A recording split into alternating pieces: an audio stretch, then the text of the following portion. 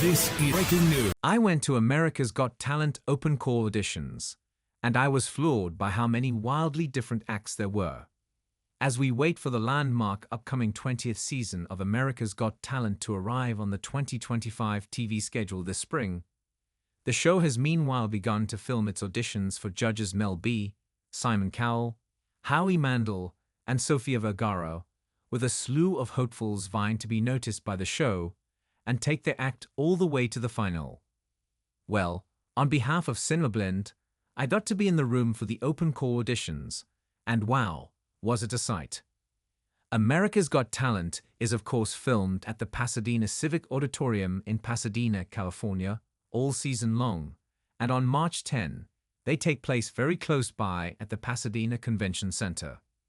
When I got there, I arrived at the holding room where tons of the talent waited for their numbers to be called to audition for the casting producers before being placed in front of the judges or not. I found myself in a massive space full of all sorts of acts and a camera crew documenting it all. While I was there, I talked to a drag queen named Miss K. Mart from Tulsa, Oklahoma, who wore rhinestone glasses, a bright blue wig, and sat in their wheelchair as she warmed up her comedian act for me before going in for the producers. I talked to a ventriloquist named Cassie G of Tequila Rose Comedy from San Francisco, California, who was matching with her doll in leopard print get-ups. I know that when you watch AGT, there's a ton of different acts, but actually seeing it in person was such an experience. When I talked to one hopeful, Caleb Wu of Greenville, South Carolina, who had just left the casting room after singing Evermore from the live-action Beauty and the Beast, he said this of the experience. The guy in front of me was a sword swallower named Cyrus. It was crazy. I was like, you do what? And he was saying, each audition is another show.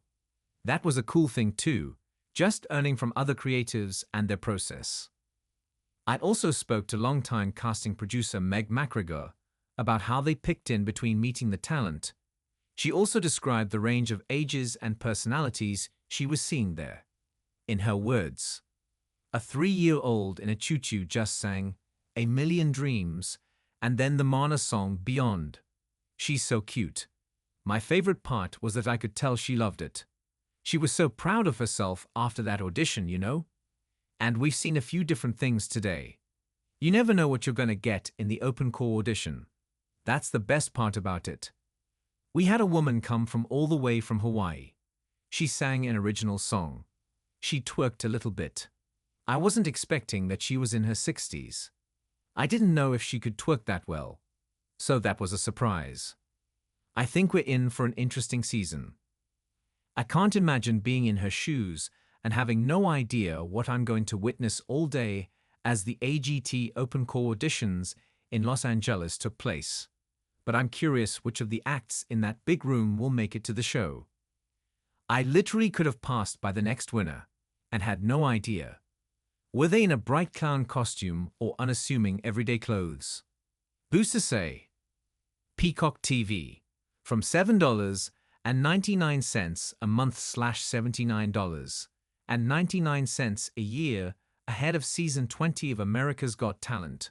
Grab a Peacock subscription to stream the prior season in full and get ready for the next one, which will be available to watch as each new episode comes out. Costing as little as $7.99 a month, you can also pay more for Peacock Premium and enjoy ad-free streams and the option to download titles to watch offline later. View deal. One thing I definitely witnessed while I was there is the huge amount of singing acts who were ready to perform for the casting producers. Considering Richard Goodall just won season 19 for being the singing janitor, I had to ask McGregor how they decided on which singers would make it to the show after seeing so many.